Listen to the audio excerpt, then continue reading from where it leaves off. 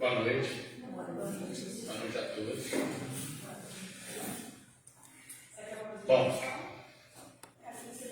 antes mesmo de começar a palestra, já teve cedeu em cima do título, do tema da palestra, ou da exposição, cada um gosta de falar, dar um nome adequado para a palestra ou exposição. Até quando vamos contemplar o fundo da caverna? Esse tema, ele vai misturar muito. Nós sabemos que lá no Evangelho segundo o Espiritismo, verifica que o Evangelho segundo o Espiritismo foi muito baseado na doutrina de Platão e Sócrates. Sócrates foi o grande pensador, um dos maiores pensadores que nós tivemos até hoje. E Platão foi seu discípulo e foi aquele que registrou tudo aquilo que Sócrates falou. Sócrates não escrevia. Há quem diga que Sócrates, na realidade, ele era analfabeto. Ou seja, era um senhor da sabedoria. Então, quem escrevia era Platão. Então, o tema hoje vai ser muito baseado na doutrina platônica, ou Sócrates, tá?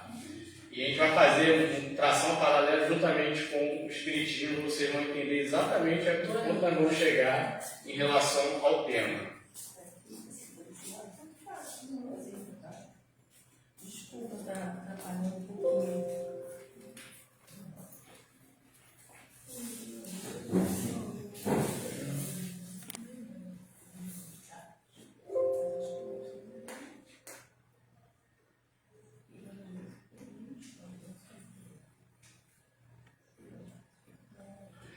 Algumas reflexões antes, aquela igual reflexão que a gente faz, até porque o trabalho, a exposição baseada no fundo filosófico. Então, a primeira reflexão que eu faço é a seguinte: você é protagonista ou coadjuvante da sua história?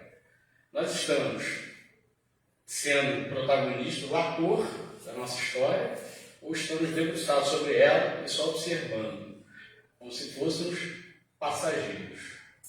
A vida, apesar da vida ser, nessa existência, uma passagem, nos é imputado um melhoramento, um depuramento, nos tornarmos pessoas cada vez melhores.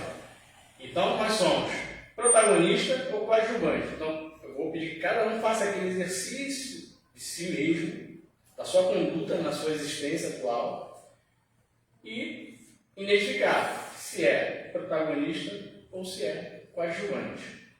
Se for protagonista, show de bola, está seguindo um caminho deixado por Jesus. Se você é coadjuvante, é necessário corrigir essa rota. Nós não estamos aqui para ficar sentado na janela da vida e ver a vida passar. Nós temos que ser o protagonista da nossa história.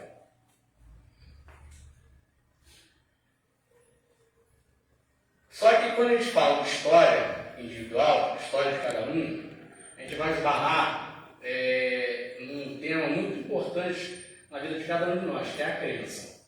Aí eu te pergunto, a sua crença te limita ou te faz expandir?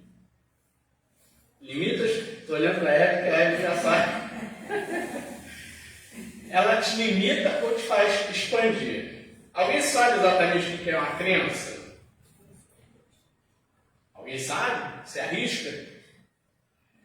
Vou dar só uma definiçãozinha rápida. Crença limitante é um pensamento ou opinião negativa que foi gerada em algum momento da nossa vida e permanece como verdade por muito tempo, podendo se tornar um traço da sua personalidade. Aí nós temos 4 tipos de crenças limitantes. A gente tem a hereditária, desenvolvida no ambiente familiar, em que crescemos principalmente enquanto crianças. E tem aquelas, depois eu vou passar alguns tópicos ali, vocês vão entender. As sociais são crenças que estão atreladas à nossa cultura e sociedade. Só que está em forma, pode ser, por exemplo, uma frase da cultura social. Só pode ser modelo quem está em forma, o corpo. Isso é uma crença. Por quê? Não é uma verdade. Não há como cravar que isso seja uma verdade. Pessoais, são crenças criadas pelas experiências que tivemos e como reagimos a elas. Podemos dizer que ela se adapta ao nosso comportamento e personalidade. Uma pessoa que não passa, por exemplo, no Enem, pode desenvolver uma crença limitante de que é incapaz.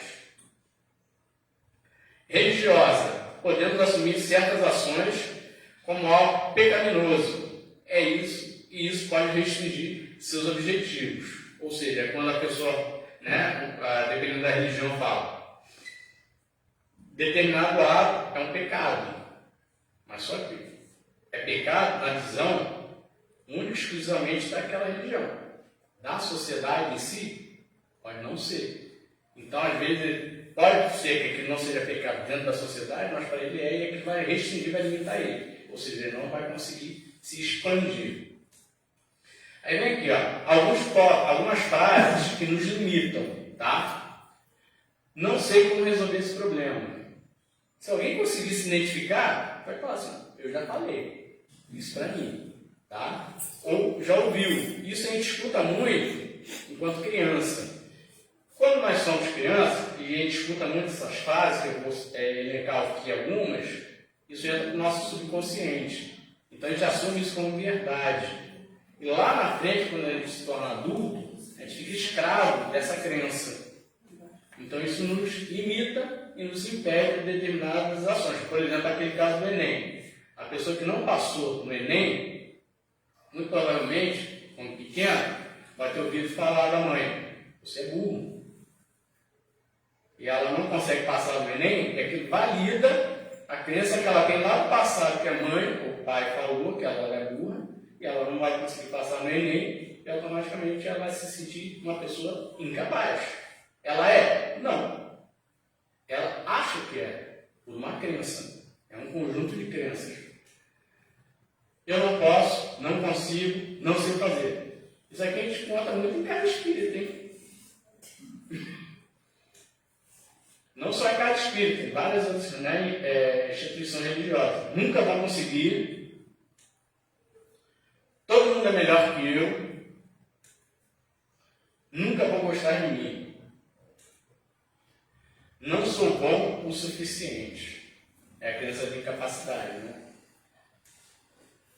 Aqui, a gente vai entrar propriamente dito no contexto da palestra. Aquilo foi só um preâmbulo para que vocês possam entender agora o motivo do título, do tema. O funcionamento da caverna de Platão. Platão, ele lançou um livro, chama-se República. O capítulo 7 é único e exclusivamente dedicado ao mito da caverna. Essa república, na realidade, o que ele fez? Platão era um grego abastado, ele ia ser político, a família dele é abastada, e ele ia ser político. Na época que ele ia ser político, a família já estava toda engendrada para fazer, direcionando ele para se tornar um político, eles ouviram falar de um tal de Sócrates, que era um grande orador que enfrentava os sofistas. Então, pediu-se para que Platão começasse a seguir a oratória de Sócrates. E Sócrates teve um sonho de um pássaro que iria vir encontrar com ele, e esse pássaro ia seguir ele. E na realidade, quando Platão chegou, ele já sabia quem era Platão e já sabia que ele seria o discípulo dele. E Sócrates, como eu disse antes, ele nunca escreveu, ele não lia. Ele não lia porque ele falava aqui. Quando ele lia um livro, ele não conseguia dialogar com o livro. Então ele fazia tudo que Sócrates desenvolveu através da maiúscula, que foi o diálogo. Então, quando Platão escreveu esse livro, República, capítulo 7, que foi o mito da caverna, todo o livro é baseado em Sócrates. Todos os personagens principais são Sócrates. Uns 2 ou 3 capítulos que ele não fala de Sócrates. E aqui, nesse mito da caverna, ele um diálogo, ele relata um diálogo fictício, tá? Esse mito da caverna, mito na realidade, ele não tem um fim em si. Ele é só um artifício para se chegar a determinado fim. Ele não tem um fim em si. E ele criou esse mito em cima de um diálogo fictício entre Platão e Glauco, que seria o irmão de Platão, não. Entre Sócrates e Glauco, que seria o irmão de Platão, Glauco. E aqui ele diz o seguinte: suponham que existe uma caverna. Deixa eu pegar aqui que agora eu vou ter que marcar aqui para vocês. Existe uma caverna e essas pessoas que estão aqui, elas estão acorrentadas, elas nasceram aqui. Elas nasceram nessa caverna. Elas estão acorrentadas, presas pelo pescoço, pelas mãos, só conseguem olhar para frente, não conseguem olhar para o lado nem para trás. Aqui atrás tem uma fogueira, tem umas pessoas passando aqui e com os objetos. E essas pessoas só veem o quê? A sombra. A realidade dessas pessoas é só essa. Não existe nada além disso. A um dado momento, um desses aqui simplesmente se libertou. Saiu. Ele saiu da caverna. É que ele saiu daqui. Vocês vão me perguntar por que é que ele está de vermelho e que está de branco. Eu não faço a menor ideia. Quem fez o artista que fez é que ele vacilou aí. Eu não sei por que ele fez isso. Aí é a fogueira que projeta os objetos na parede. E ele saiu. Lembre-se que ele só convivia com as sombras. Ele só via sombras na escuridão. Quando ele sai aqui, ele verifica a fogueira. E ele achou aquilo uma novidade, uma grande novidade. Mas só que mais adiante ele encontrou um outro tipo de luz. Uma luz mais clara, né? Mais intensa. E ele saiu. Aí chegou aqui na porta na entrada da caverna e saiu. E viu um outro mundo. Um outro universo. Ficou maravilhado. Primeiro ele teve uma grande dificuldade de enxergar, porque ele estava habituado a ficar só dentro da caverna, então os olhos dele estavam habituados às sombras, à escuridão, e não estava habituado com a luz. Então ele levou-se um tempo. Olha a analogia, ele levou um tempo para ele poder enxergar. Um bom tempo, porque ele só estava habituado à escuridão. E depois começou a enxergar e teve uma visão de um novo mundo. Nós temos um personagem bíblico que também passou por uma situação muito semelhante a essa, na estrada de Damasco, e que ficou cego. Então aqui é como se ele tivesse descoberto, como se tivesse, não, ele descobriu um mundo real. Só que fala que é o mundo das ideias. E ficou encantado, maravilhado. Andou lá, passeou, bateu nele e a vontade de vou lá contar aos meus amigos. E ele retorna. Aí teve uma outra grande dificuldade que foi enxergar na escuridão. Já tinha se acostumado a olhar para a luz. Aí teve dificuldade em olhar para a escuridão. Mas ele conseguiu entrar. Quando ele entrou, ele passou e veio aqui conversar com os amigos dele. O que vocês acham que aconteceu?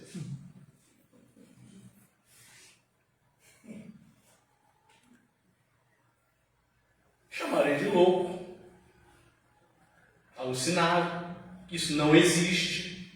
Aí tem algo semelhante a isso, que inclusive a pessoa foi crucificada, né? Trouxe uma boa nova, aí está falando de 450 a 450 antes de Cristo, tá? Isso aqui. Esse mito aqui, a gente está falando de 400 a 450 antes de Cristo. Os filósofos vieram semear, depois vieram os profetas, depois veio Jesus, e depois veio o Consolador, o Espiritismo. Então, quando ele vem aqui, todo mundo chama de louco, de doido, perturbado, que isso não existe, porque a realidade deles é essa. Quando ele está nessa realidade aqui, né, quando eles estão aqui sentados nas sombras, eles escutavam os ecos das sombras, das pessoas passando, e para eles aquilo ali era a vida real deles. Então eles estavam habituados a isso aqui. Quando ele trouxe a boa nova, foi taxado como maluco, louco. E automaticamente mataram o cidadão. Né? Não é uma novidade da humanidade. Né? Então aqui mostra muito a questão, a gente vai agora ver a interpretação dada à caverna de Platão.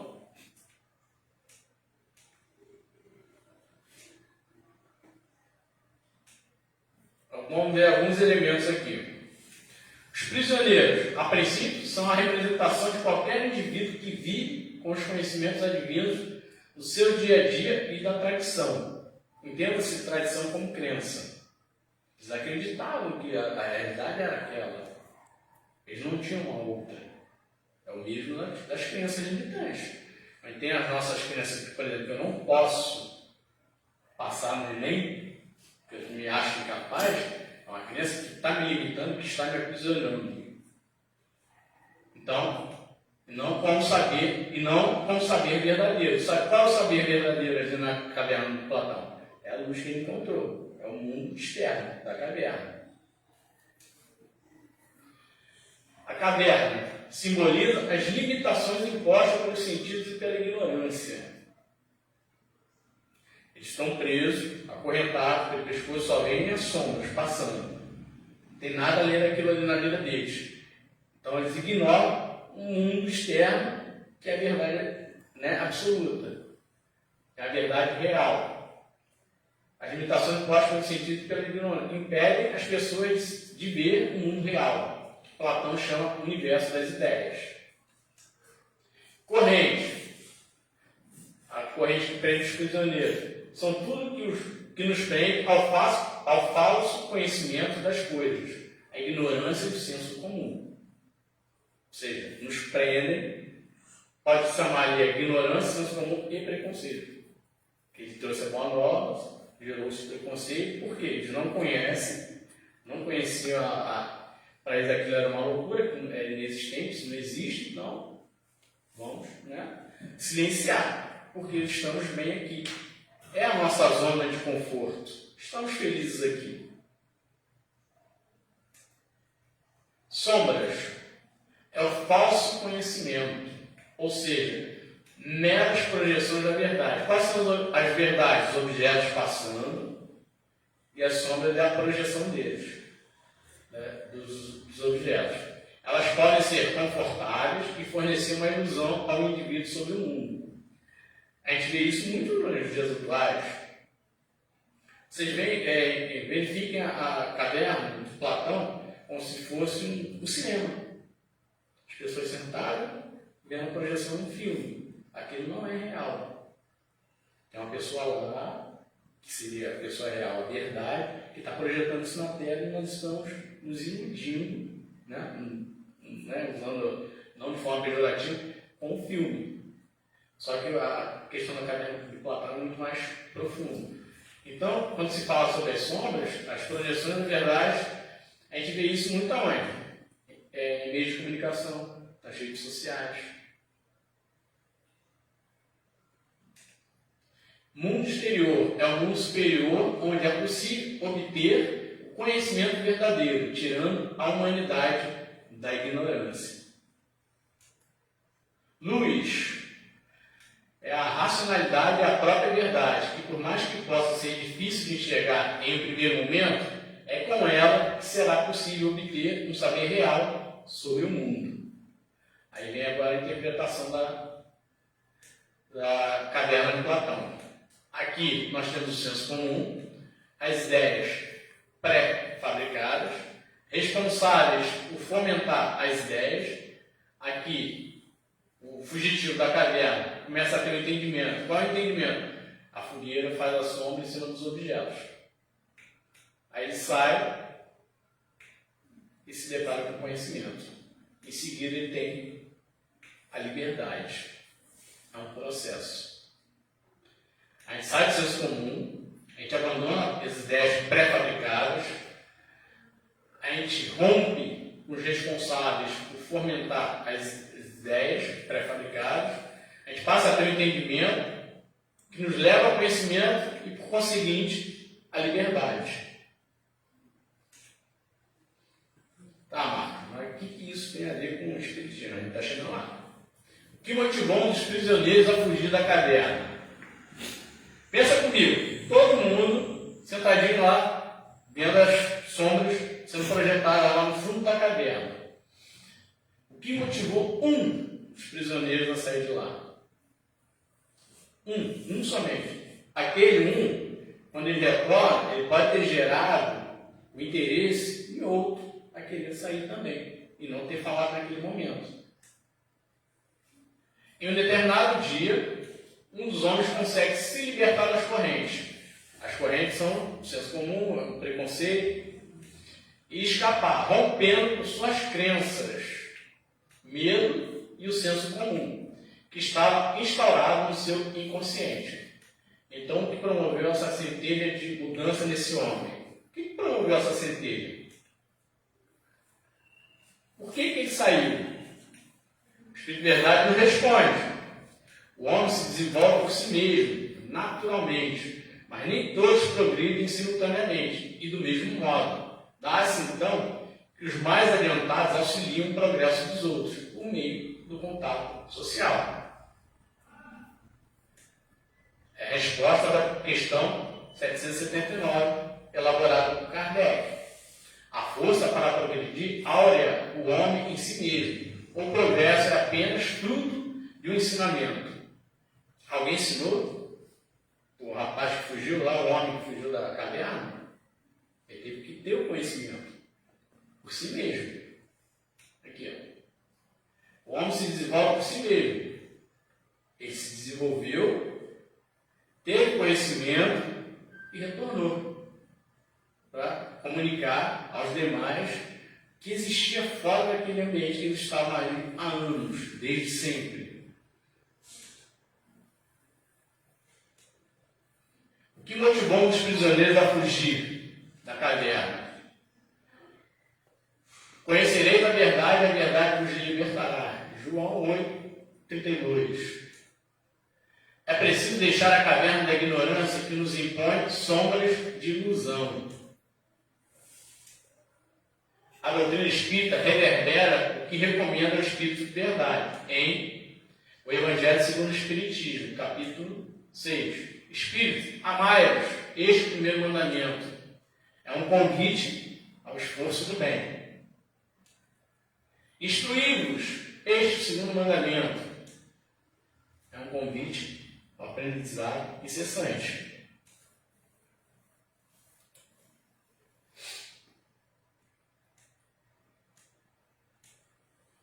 Marcha do progresso. O que nos diz Sócrates? Vamos lembrar que Sócrates é antes de Cristo, 450 anos mais ou menos antes de Cristo. E muito antes da codificação. Olha o que ele fala. Eu acho aqui que começa a entrar um grande paralelo entre a doutrina de Sócrates, Platão e a doutrina espírita. Olha o que ele fala. No mundo do conhecimento, a ideia do bem aparece por último. A ideia do bem aparece por último. E é percebida apenas com esforço.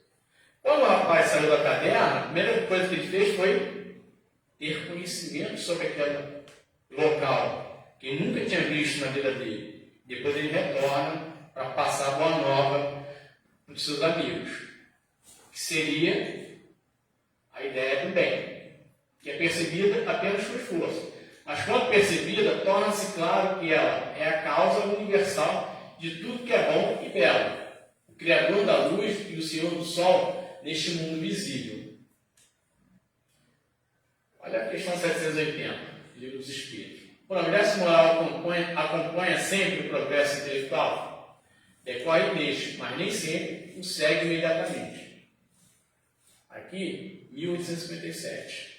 Aqui, 450 anos antes de Cristo.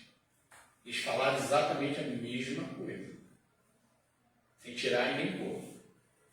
Só muda a forma. A mensagem é exatamente a mesma. O item A. Como pode o progresso intelectual engendrar o progresso moral? Fazendo compreensíveis o bem e o mal. O homem, desde então, pode escolher. O desenvolvimento do livre-arbítrio acompanha o da inteligência e aumenta a responsabilidade dos atos. Quando Sócrates nos diz aqui da ideia, que aparece por último, a gente vai ver mais adiante que a gente desenvolve muito a questão do conhecimento, e isso, o conhecimento, nos leva para outros searas, não seriam as searas cristãs, que é a questão da ganância, da mesquinharia. Então, o conhecimento ele sempre está evoluindo muito além da moral. Faz compreensíveis o bem e o mal, em decorrência da evolução do intelectual, do conhecimento intelectual. O homem dele, então, pode escolher. Aí entra a questão do livre-arbítrio. O rapaz, quando sai da caverna, poderia escolher em ir, seguir a vida dele. Olha, tem um mundo novo aqui, um grande mundo novo para descobrir, vou seguir a minha vida sozinho. Ele voltou. Ele teve a decisão, a escolha de retornar e conversar com os amigos e mostrar para eles a boa noite. Esse microfone está dando um barulho estranho. É só baixar um pouquinho mais para ver se melhora. Então, ele retornou para passar a boa nova para os habitantes da caverna que ficaram.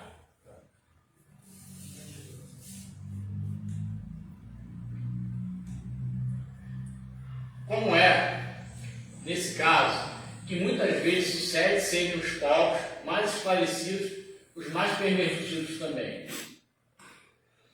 O progresso completo constitui o objetivo. Os povos, porém, como os indivíduos, só passo a passo o atingem, enquanto não se lhes haja desenvolvido o senso moral. Pode mesmo acontecer que se sirvam da inteligência para a prática do mal.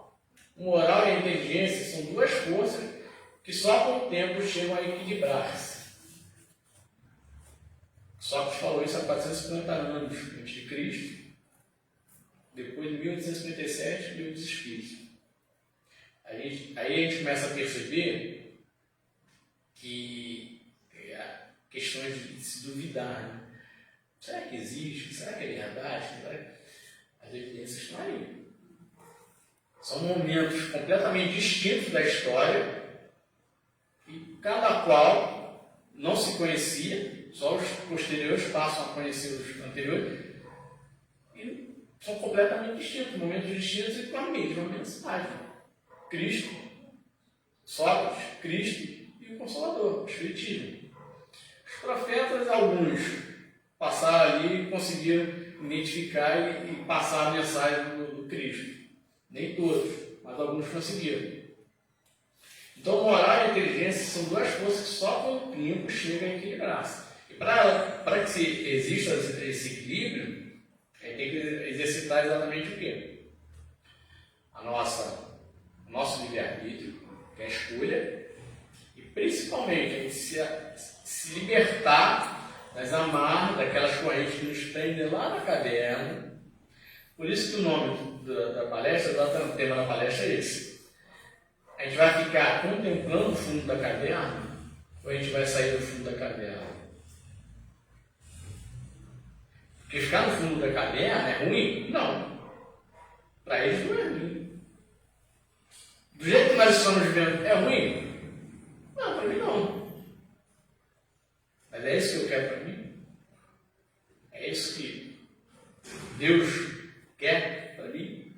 Ou eu posso ter uma vida extraordinária? Eu posso tornar uma pessoa extraordinária, ter uma vida melhor. Eu digo extraordinária não é ser rico e milionário.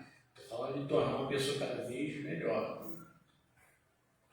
Porque ficar lá no fundo no fundo da caverna, contemplando as sombras, é muito cômodo. É confortável, não é uma zona ruim. Não é uma situação ruim. É bom. É ótimo. A gente não vai ser importunado, as sombras vão estar passando lá, a gente vai debater, um não olha para o outro, eu tenho minha vida, ele tem a dele, cada um na sua. Mas quando o rapaz sai da caverna e encontra né, tem um entendimento de como funciona a caverna, tem o acesso ao conhecimento, ele entende que há um mundo completamente novo a ser explorado. Mas para ser explorado, tem que ter uma escolha. E ele se soltou, os outros não. Ele se soltou, os outros não. Quem de nós vai ficar preso lá amarrado nas correntes, contemplando o fundo da caverna com as sombras? E quem de nós vai sair, vai soltar essas correntes, vai romper essa zona de conforto e vai em busca do conhecimento? Um conhecimento que nos traga, né, um conhecimento maior em relação às leis divinas, conhecimento maior em relação ao intelectual, um conhecimento maior em relação ao mundo. Quando ele sai, a gente não vai voltar da mesma forma. Quando ele voltou, ele não voltou a mesma pessoa. Questão 771. Tem o homem o poder de paralisar a marcha do progresso?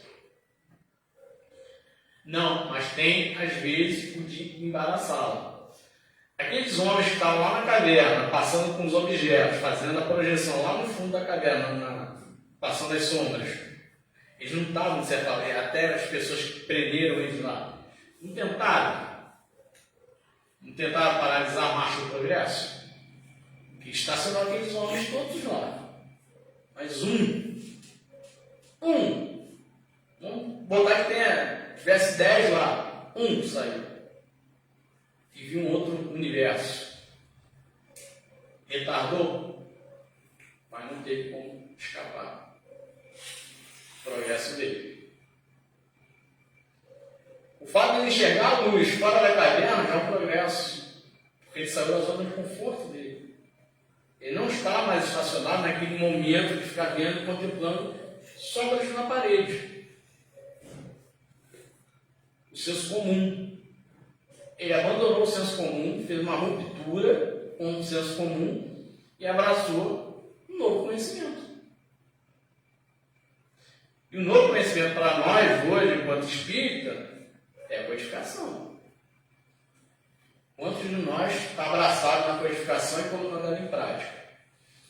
Porque o senso comum é o quê? Primeiro, né, tem que amar, se instruir e amar, não é isso? Tem que se instruir e amar. O amar é a prática. A instrução é a codificação. Quantos de nós lê, estuda, participa de estudo sistematizado,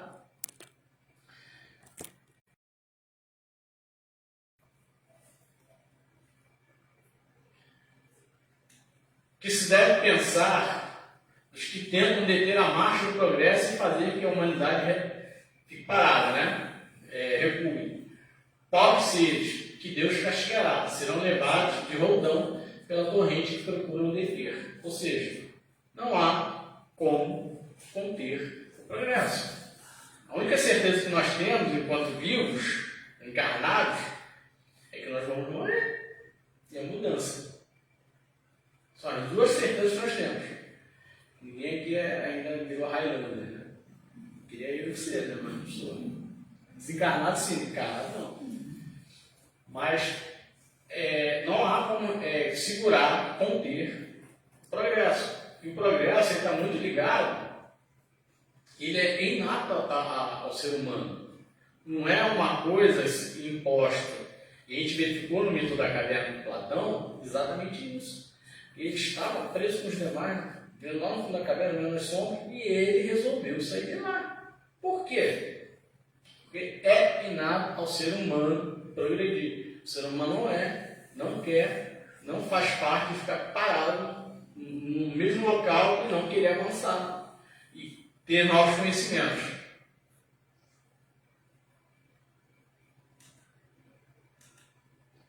Sendo o progresso uma condição da natureza humana, não está no poder do homem opor-se, né, ao progresso. É o caso lá do pessoal, né, que faz a fabricação das ideias pré-fabricadas e projeta no fundo da caverna. Não tem como. Por mais que a gente fique ali, a gente tem alguns paralelos em relação à caverna do Platão. Por exemplo, quem aqui assistiu Matrix? É a mesma coisa. Mundo do Truman, a mesma coisa. São duas cavernas.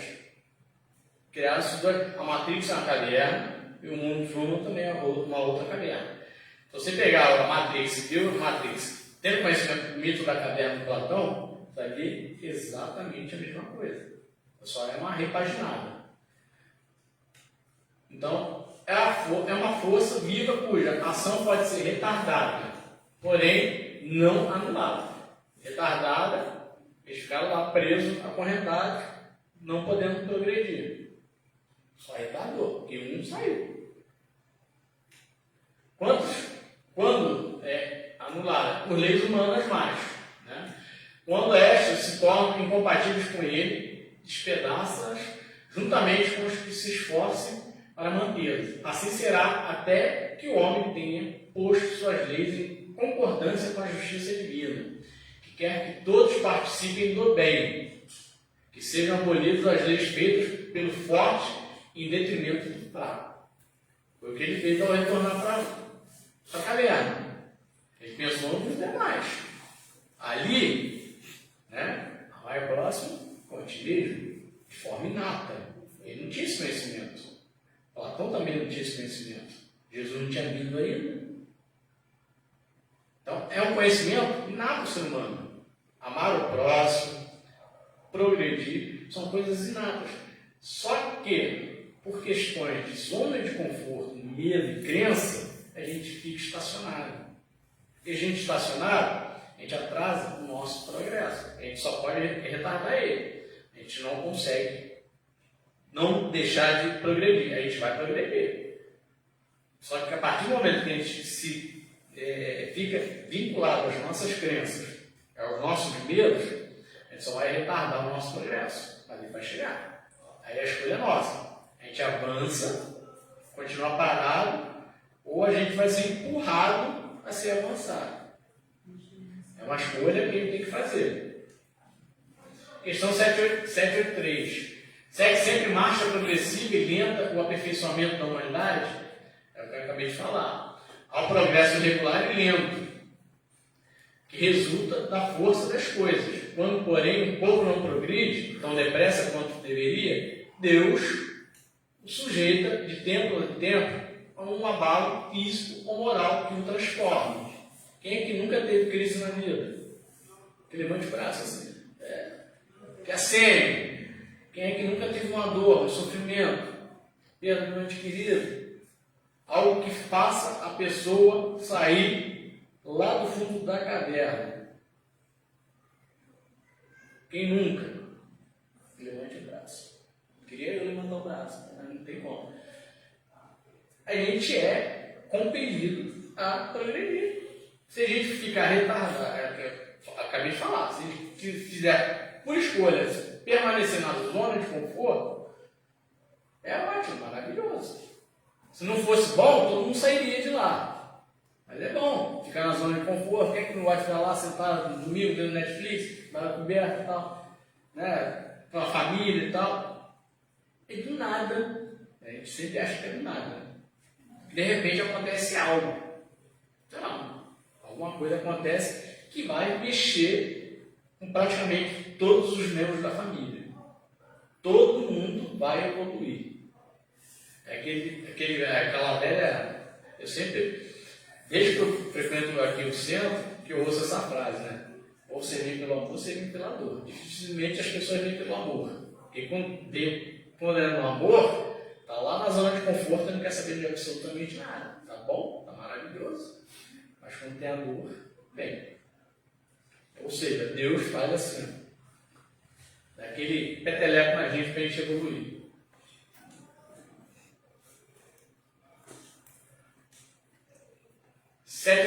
Qual o maior obstáculo ao progresso? O orgulho e o egoísmo. progresso moral, porquanto o intelectual se efetua sempre. Platão falou isso lá, 450 anos antes de Cristo. À primeira vista, parece mesmo que o progresso intelectual duplica a atividade daqueles vícios, desenvolvendo a ambição e gosto das riquezas. É o progresso intelectual. Que a seu turno incita o homem a empreender pesquisas que lhe esclarecem o espírito.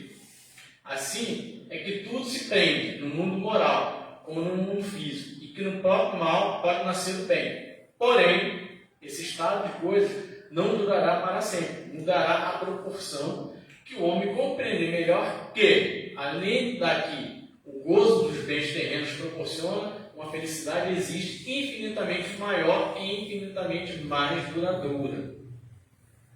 Porque nós não temos uma felicidade absoluta. A nossa felicidade é relativa. Tá? Eu vou passar um vídeo aqui agora para vocês. É curtinho. Só para exemplificar.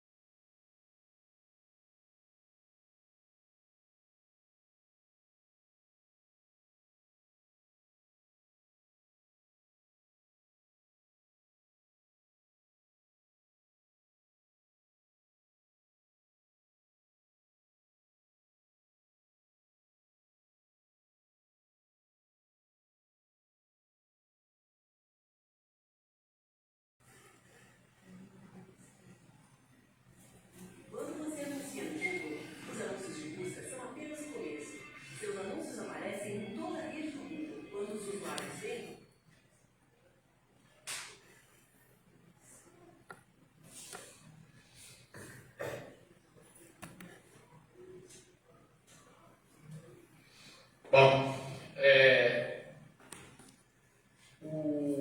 a intenção do vídeo é para a gente contextualizar a questão da caverna, o mito da caverna de Platão, nos dias atuais. E qual seria o grande remédio, o antídoto, remédio não, o antídoto, para que a gente não ficasse contemplando o fundo da caverna, que é o tema da palestra. O que ele tem que fazer para não contemplar o fundo da caverna? No vídeo a gente verificou o menininho ele verificando as pessoas sendo consumidas pelas redes sociais através do celular. Né? Ou seja, a vida hoje, a caverna, Platão, são as redes sociais. A gente vive um mundo fictício e esquece de viver o mundo real. A menina se jogou lá no prédio. Ao invés de chamar a ajuda para socorrer a menina para não se jogar, ficou todo mundo filmando e acompanhando ela até cair no chão. As pessoas saem para jantar, tem que fotografar o prato para postar na rede social para dizer que estou comendo não sei o quê, para fulano de tal, assim, para ter uma validação. Ou seja, a vida que não é real, ela está se tornando real dentro do nosso imaginário. Olha que loucura. É uma coisa muito louca. E é legal que esse vídeo ele envolve a questão da modernidade líquida e da caverna de Platão. Envolve as duas coisas. E qual é o grande antídoto? Um antídoto antigo. Mais de 2.500 anos, né? É exatamente amar o próximo como a ti mesmo. A gente tem que ter o hábito, igual o rapaz, o homem fugiu da caverna, Platão, ele saiu, teve conhecimento, ele poderia muito bem seguir a vida dele. Mas ele voltou para mostrar, falar com os amigos que existia lá fora. Jesus foi preparado para vir para o planeta Terra a trazer uma boa nova. Foi crucificado. Os profetas, a grande maioria também, foram mortos, porque não queriam ouvir a boa nova. O espiritismo sofreu retaliação? Muita, várias. Outras religiões sofrem. O fato de a gente conhecer os ensinamentos de Jesus não quer dizer que a gente não vai sofrer por isso. Vamos, até porque a gente vive num mundo de provas e expiações, então ninguém está isento disso. Quem acha que o fato de eu ir na igreja tal, ou eu ir no centro espírita, ou eu ir não sei aonde, vou ficar bem, não, você está se iludindo. É um grande equívoco. Né? Você, quanto mais conhecimento tem, maior é o teu risco. Viu lá o rapaz, quando voltou, teve conhecimento, trouxe conhecimento para dentro da caverna, acabou sendo morto. Por quê? Ele era um revolucionário.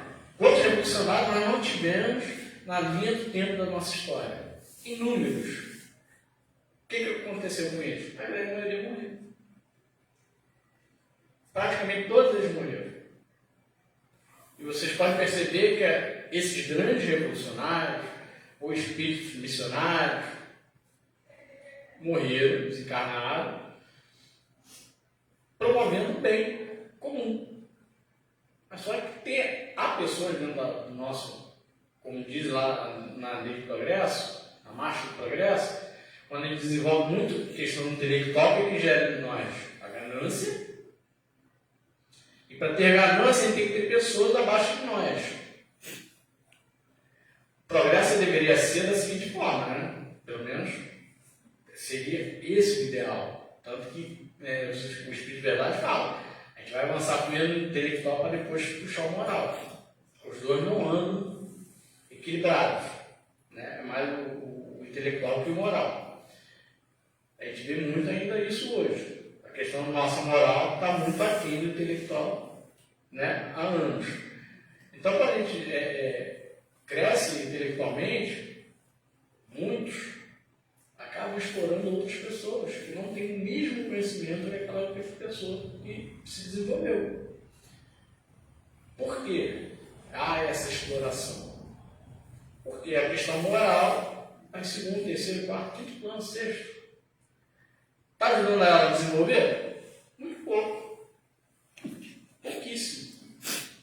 Então, para isso é necessário que haja aquela pessoa que entra lá na caverna de Platão, Lá naquele pessoal que está habituado a ver o senso comum, que é a zona de conforto, chega lá, amiguinho, é isso aqui não. Tem outra vida lá fora. Vamos lá conhecer. Cara, tem uma luz maravilhosa lá, tem animais. Passa na sombra aqui, ela é terceira dimensão. Tem impressora de terceira dimensão lá que a gente passa a mão. É tudo real. Não é isso aqui não. Mas eu estou na minha zona de conforto, eu não saio daqui para nada. Agora a gente fala, se Jesus voltasse hoje para dizer a mesma coisa que disse lá no passado, seria crucificado de novo. Ele está na mesma zona de conforto, senso comum. A gente não quer abandonar as nossas conquistas. A gente não quer abandonar, a gente não quer renunciar os nossos velhos hábitos. A gente não quer renunciar às nossas crenças, se libertar delas, porque é difícil, não é fácil. E para isso Jesus nos deu o benefício da reencarnação.